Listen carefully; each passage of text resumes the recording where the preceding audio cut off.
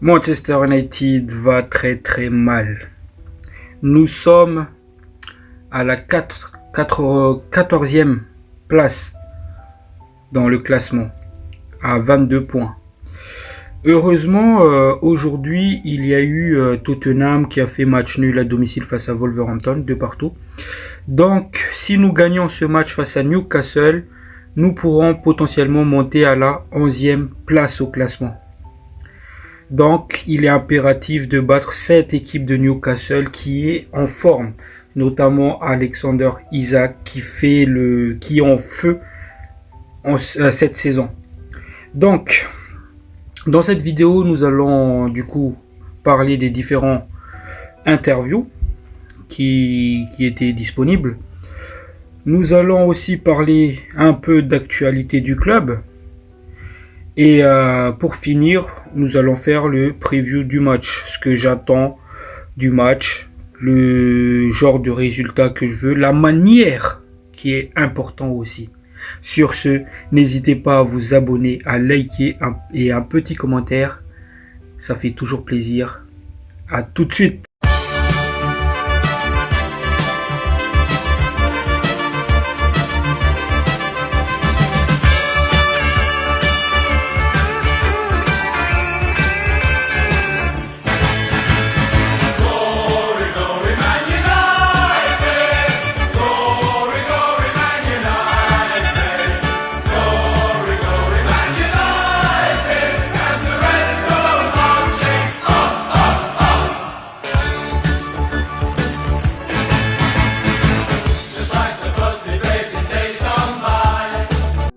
Guys, comment allez-vous? J'espère que tout va bien pour vous. Et on se retrouve aujourd'hui pour discuter de différents interviews d'avant-match. Notamment, vous vous rappelez du victoire face à Everton 4-0. Après le match, Amorim, il a tenu à souligner que nous allons souffrir cette saison. Parce qu'il y avait des choses qui n'étaient pas parfaites, qui n'allaient pas. Malgré le fait que on a gagné 4-0, il a souligné que nous allons souffrir. Et justement, sur cette interview, il a encore parlé, je vous ai dit que nous allons souffrir. Donc, encore une fois, Amorim, c'est un coach qui reste humble. Parce que malgré la victoire 4-0, au lieu de se dire oui, on a dominé le match de A à Z comme l'ont fait plusieurs coachs avant lui, il disait que nous allons souffrir. Et d'ailleurs, il nous a déjà préparé. Parce que il y avait des choses qu'il a remarquées pendant, je pense, l'entraînement. Et il faut du temps. C'est les deux mots qu'il utilise. Nous allons souffrir et il faut du temps. Et il a encore souligné ça dans cette interview. Donc, les gars, il faut être patient avec lui. Il faut lui laisser le temps. Parce que là, nous commençons à dire que oui, le résultat est ultra important dans ce club. On veut des résultats immédiats. Sauf que Amorim nous a déjà prévenu que vaut mieux souffrir à long terme que des résultats immédiats. Parce que on a tous vu sur les différents coachs qui est passé, notamment Erik ten Hag, qui a jeté sa philosophie, sa manière pour des résultats immédiats. Du coup, la première saison, ça a plutôt bien marché, mais par la suite, il a galéré. Donc, on sait tous que la saison, elle est finie pour nous. On ne peut plus espérer grand-chose à part les places européennes. Mais, utilisons plutôt cette saison pour que Manchester United puisse se reconstruire. Pour que Amorim trouve les bons joueurs, les bons profils à aller sur le poste, pour que les joueurs s'imprègnent bien de la philosophie. C'est comme une saison d'entraînement pour se préparer pour l'année prochaine. Après, je l'ai déjà souligné, l'Europa League, ça reste notre objectif principal, selon moi. Voilà ce qui s'est dit du coup sur le première question du journaliste. Amorim, il enchaîne sur le fait que les joueurs ont besoin d'entraînement. Encore une fois, dans un des interviews d'Amorim, il avait souligné que avec les enchaînements de matchs, l'équipe s'est entraînée que 4 heures, 4 ou 5 heures. Donc, il a souligné que c'est un nouveau système. Il faut de l'entraînement pour s'imprégner de cette philosophie et que au final, ça va dérouler une fois que le philosophie, le façon de jouer soit compris. Notamment, il a aussi souligné le fait d'être intelligent, de comprendre le jeu. Donc, qu'est-ce que ça veut dire? Est-ce que ça veut dire que certains de nos joueurs ne sont pas intelligents? Ça, on l'a tous remarqué qu'il y a des joueurs qui manquent de foot dans l'équipe. Mais bon, il y a le mercato justement qui est là pour ça. Parler ensuite du fait que du travail, c'est-à-dire il y a beaucoup de travail, que ce soit sur le terrain ou en dehors du terrain. Il y a beaucoup de points à travailler. Notamment, du coup, les coups de pied arrêtés qu'on a tous vu, qu'on prend beaucoup de buts sur coups de pied arrêtés. Et il disait que nous nous focalisons match par match, ce qui est intéressant, justement. Parce que du fait qu'on n'a pas beaucoup de temps pour s'entraîner, on utilise en fait les matchs pour ajuster l'équipe. Encore une fois, ce qui manque à cette équipe, c'est l'ajustement. Quand on parle de mercato, c'est déjà justement. Donc, si certains joueurs, ils apportent rien à l'équipe, mais Amorim, il n'a pas trop le choix que de mettre ces joueurs-là. Donc, il faut qu'on soit patient, les gars. On était bien patient pour Erik ten Hag, soyons patients pour Ruben Amorim. C'est ultra important. Et sur une question d'un journaliste qui lui demandait combien de temps ça va nous prendre. Là, il a répondu de façon... c'était une masterclass. Parce qu'il a dit, je ne sais pas combien de temps ça va nous prendre. Cependant, je me focalise sur le prochain match et le fait de progresser petit à petit. Mais au final, le résultat sera à la clé. C'est une masterclass parce que là, il ne nous fait pas une promesse que oui, ça va nous prendre une année. Il ne se jette pas à l'eau, mais il dit juste une chose qu'au final, nous allons y arriver. C'est-à-dire que il a ses idées, il sait où il va y aller, mais il lui faut du temps. Parce qu'il répète assez souvent le temps. Donc, encore une fois, il a plutôt bien répondu à cette question-là. Et j'ai adoré. Parce que, oui, il aurait pu nous dire, oui, écoutez, ça va me prendre 2 ans de mettre en place, ou ça va me prendre 1 an de mettre en place tout ça. Donc, laissez-moi ce temps-là. Après ça, vous allez voir, on va tout gagner. Voilà. Non, là, il nous dit que petit à petit, ça va s'améliorer. Et que petit à petit, le club, il va se retrouver là où il devait être. Et que l'objectif principal, ça reste de gagner la première ligue. Voilà ce qu'il disait du coup. Et il y avait un journaliste, encore une fois, qui lui a dit, écoutez, Victor Pereira, il vient d'arriver, nouveau système, pourtant il a des résultats immédiats. La manière dont il a répondu à ça, c'est quel nouveau système? C'est les mêmes systèmes qu'il utilise. Et franchement, les journalistes, je sais pas, est-ce qu'ils sont... vous voyez ce que je veux dire? C'est que on sait tous que Wolverhampton joue avec 3 défenseurs centrales et 2 pistons. Et il ose justement poser... Et enfin, je sais pas si c'est une question piège ou bien ils sont idiots un peu. Mais on le sait tous. Si on regarde les matchs de PL, on sait que Wolverhampton, il joue comme ça. Donc la manière dont il a répondu à Amorim, mais quel nouveau système? Ils jouent de la même manière. C'est la même formation qu'ils utilisent depuis. Donc, les joueurs, ils sont déjà adaptés à leur formation. Là, ce qui a fait Victor Pereira, c'est inculquer des bases de déplacement ou de stratégie. Mais sinon, les joueurs de Wolverhampton, ils sont adaptés pour jouer en 3 défenseurs centrales. Ils ont les joueurs pour. Alors que Manchester United, on jouait pas comme ça avant. Et ça, il faut que les journalistes comprennent. Ou bien nous, les fans. On ne jouait pas, on jouait pas sur cette formation-là avant. C'est seulement depuis l'arrivée du Ruben, c'est-à-dire il y a un mois, qu'on a commencé à jouer comme ça. Donc oui, on n'a pas les joueurs pour. Mais est-ce que pour autant, on doit passer à 4 défenseurs? Non.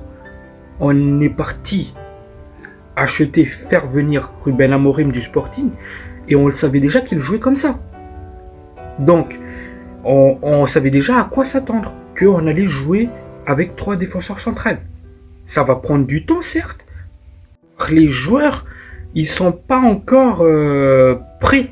Enfin, c'est un poste tout nouveau pour eux, ça, de jouer piston.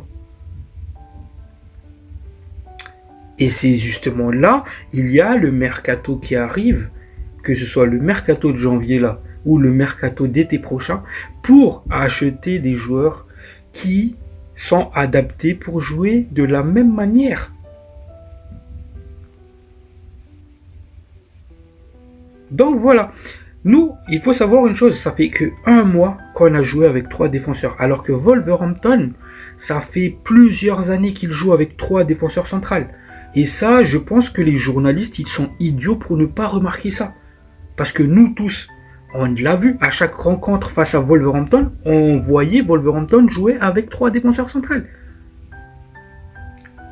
Voilà, donc la réponse de Ruben Amorim, encore une fois, c'est une masterclass. Le manager de Manchester United ne pourra jamais être à l'aise. Si les résultats ne sont pas là, il saute. Et j'aime cette pression-là. Telles sont les phrases de Ruben Amorim suite à une des questions d'un journaliste pendant cette conférence de presse.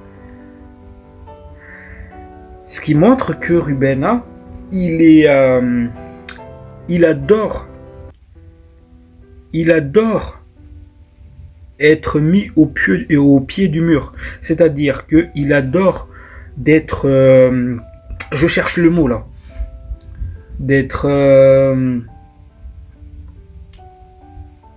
D'avoir du challenge. En même temps, on le savait tous parce qu'il pouvait aller ailleurs. Notamment, il y avait City qui le voulait. Il y avait Liverpool. Mais non, il nous a choisi, nous, Manchester United. Pourquoi? Parce qu'il y a plus de gloire de remettre Manchester United au sommet que n'importe quelle équipe. Donc, ce challenge-là, il adore. Donc, il adore cette manière d'être pressé par le temps, par les résultats. C'est ce qu'il cherche, en fait. Voilà, grosso modo, les différents interviews de Ruben lors de cette conférence de presse. Et notamment, il a parlé du match à venir face à Newcastle. Il disait que l'équipe de Newcastle allait prendre d'assaut notre surface et que ça peut rendre tout le stade nerveux. Cependant, il faut que les joueurs soient prêts mentalement et physiquement pour répondre à ça. Newcastle est une équipe compétitive, rapide et bien organisée. Donc là, je pense que le message qu'il voulait passer est très très clair, que ce soit aux joueurs ou aux fans. C'est que on sait à quoi s'attendre face à Newcastle. Newcastle, c'est une équipe qui marche plutôt bien en ce moment, notamment leur numéro 9, Isaac, qui enchaîne but sur but en championnat. Donc, il faut être très très fort, surtout défensivement, pour répondre comment dire ça, au jeu imposé par Newcastle. Il faut qu'on soit prêt physiquement pour ça. Donc, c'est vrai qu'on est une équipe qui encaisse aussi beaucoup de buts sur les coups de pied arrêtés. Et on fait aussi notamment beaucoup d'erreurs défensivement. Et on n'a pas droit à l'erreur justement face à Newcastle. Une seule erreur, il y a but. Parce que c'est une équipe qui marche plutôt bien. Voilà ce qu'il disait sur ça. Et enfin, pour finir sur les interviews de Amorim, un journaliste lui a posé la question « Qu'est-ce que tu attends des filles ?» Il a répondu « Rien. » Parce qu'il nous donne déjà tout, un stade plein, des encouragements, des applaudissements. Donc j'attends rien de plus. Peut-être que, encore une fois, peut-être que le journaliste lui a posé cette question-là pour, je sais pas, remotiver les fans, pour pousser justement derrière l'équipe. Mais Rubena, lui, il a répondu que non, j'attends rien des fans. Ils sont déjà là, en fait, ils sont déjà présents. On doit juste montrer, on doit juste les faire plaisir parce qu'ils ont fait le déplacement, on doit répondre sur le terrain. Et ça, c'est bien comme réponse, c'est clair, net et précis. Donc j'ai beaucoup apprécié l'interview de Amorim. C'était, certes, il y avait quelques questions bêtes des journalistes, mais sinon, dans l'ensemble, on sait à quoi s'attendre. Voilà. Pour ce qui est d'interview, voilà à peu près tout ce qui s'est passé. Nous allons maintenant passer aux différents news du club. Tout d'abord, il y a le news concernant Joshua Zirkzee. La Juventus est prêt à lui offrir une porte de sortie. Ils sont intéressés par Joshua Zirkzee, mais par contre, ils ne sont pas intéressés par Marcus Rashford. Maintenant, ce qui se présente à nous, comment ça va se faire cette porte de sortie si jamais Manchester United est ouvert par le départ de Zirkzee? Est-ce que ça va se faire en termes d'achat, ou bien en termes de prêt, ou bien un échange? Voilà. Encore une fois, je pense pas que on doit le prêter. Je pense pas qu'on doit faire ça. Parce qu'il faut qu'on arrête de prêter des joueurs comme ça. Parce que le joueur, il pourra nous aider, il pourra nous apporter plus. Par contre, je ne suis pas contre un achat, c'est-à-dire une vente du joueur, ou bien un échange. Si on part en termes d'achat, enfin de vente, je vendrai le joueur, si on arrive à vendre le joueur au même prix à laquelle on l'a acheté, ça sera une masterclass. Mais ça va être compliqué. Parce qu'on sait aussi la situation économique de la Juventus. Cependant, ce qu'on pourrait faire, et je pense que c'est le choix idéal, c'est de inclure le joueur dans un échange avec la Juventus. Manchester est intéressé par deux joueurs de la Juventus. Il y a Dusan Vlahovic, le numéro 9, serbe, et il y a Kenan Yildiz, le turc. Pour ce qui est de ma part, faire un échange Kenan Yildiz Zirkzee, sachant que leurs valeurs marchandes c'est quasiment les mêmes, c'est-à-dire Zirkzee valeur marchande à 45 millions et Kenan Yildiz à 55 millions. Donc pourquoi pas on ajoute un peu de létal pour avoir le joueur, un peu de sous. Et on sait tous que Manchester United, en plus, on est à la recherche d'un 10 ailier qui pourrait jouer en soutien d'attaquant. Et pour moi, Kenan Yildiz, c'est une piste plutôt intéressante. Voilà. Puis, et l'autre news transfert, du coup, c'est Nuno Mendes. Manchester United est intéressé par Nuno Mendes. Sachant que Nuno Mendes, les gars, en 2022, il a connu Ruben Amorim au Sporting avant son départ pour le PSG. Et en fait, ce qui se passe en ce moment, c'est que le PSG cherche à prolonger le joueur, mais ils sont pas d'accord niveau salaire. Le joueur, il se sent plutôt insulté. Et là, il n'est pas contre le fait de retrouver Ruben Amorim à Manchester United. Voilà, c'est encore une fois pour montrer à quel point Manchester United est un grand club. Malgré le fait qu'on est 14e au classement, ça n'empêche pas qu'on attire des très très bons joueurs. Voilà ce qui est pour Nuno Mendes. Oui, Manchester United du coup a essayé de formuler une offre qui a été malheureusement refusée par le PSG. Le troisième news, ça c'est toujours dans tout ce qui est transfert, c'est Dani Olmo. Dani Olmo, ce qui se passe en fait avec Dani Olmo, c'est qu'il a été acheté par le Barça 60 millions de son club, Leipzig, l'été dernier. Et là, en fait, il a eu un visa, une sorte de permis pour le travail, son inscription en Liga, voilà. Il l'a eu temporairement jusqu'en fin 2024. Sauf que, arrivé fin 2024, il lui faut justement cette inscription à long terme. Et donc, ça a été refusé. Pour le moment, selon les news, Barça essaye de faire un appel dessus. Mais ils ont 4 jours. Et si ça c'est encore refusé, le joueur sera libre de tout contrat. Justement, il y a les deux Manchester qui sont dans le coup. Et d'ailleurs, Barra, l'agent du joueur, il était à Manchester la semaine dernière. Justement pour une potentielle départ de Dani Olmo. Pour le moment, on n'en sait rien. Affaire à suivre. Je vous dirai tout ça. Voilà. Maintenant, nous allons parler du preview. Newcastle, ça va être un match ça va être compliqué pour nous.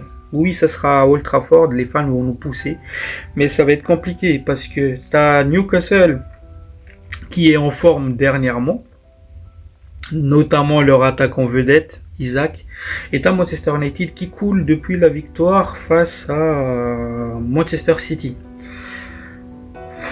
Et surtout, beaucoup d'erreurs défensives à Manchester United. Donc, ce que j'espère dans ce match-là déjà, c'est que on donne beaucoup d'envie, c'est-à-dire beaucoup d'appels en profondeur, qu'on soit juste techniquement, pitié, je veux qu'on soit juste, les appels juste techniquement, faire des bons centres, mais surtout cadrer des tirs s'il vous plaît. C'est abusé, c'est hallucinant les stats de tirs non cadrés de Manchester United depuis Tottenham. Donc s'il vous plaît, les attaquants, s'il vous plaît les joueurs, cadrer des tirs. Voilà.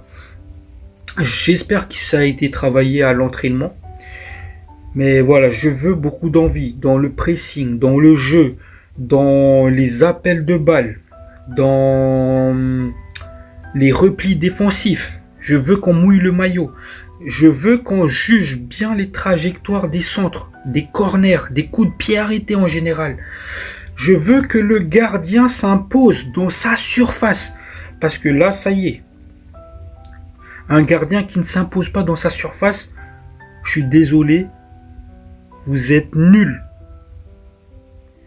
La surface, c'est l'endroit où le gardien, il déploie tout. Coup de coude, coup de genou, tu donnes tout. C'est toi le patron dans ta surface. Patron dans ta surface. C'est toi le patron. Il faut aussi qu'il soit aidé par la défense. Parce que c'est hallucinant comment ils l'ont pris en sandwich Onana face au match de Wolverhampton. Certes, on peut dire qu'il y avait faute. Mais je suis désolé. Onana, t'es fautif. Tu dois t'imposer dans ta surface. Pousse-le. Pousse-le. C'est toi le patron. Je veux plus d'erreurs comme ça. Je veux des passes vers l'avant, des passes qui cassent des lignes. Et je veux que l'attaquant soit servi. Et encore une fois, le point positif dans ce match-là, c'est qu'il n'y a pas Bruno Fernandes. Maintenant, si Ruben Amorim nous ferait aussi le plaisir qu'il ne met pas Diogo Dalot titulaire, merci beaucoup si ça se passe comme ça. Parce qu'il y en a marre de voir ces deux joueurs-là. Et j'espère d'ailleurs que Bruno Fernandes sera suspendu d'au moins 3 matchs. Parce que j'ai pas envie de le voir. J'ai plus envie de le voir, lui. Il joue contre nous. Dites-vous juste, il y a un seul joueur qui a eu 3 cartons rouges à Manchester United. en une saison. Vidic, un défenseur central. Alors que lui, il était agressif. Et Bruno Fernandes, un 10. Cette saison, Bruno Fernandes, il est nerveux. Pourquoi? Parce qu'on voit ses lacunes.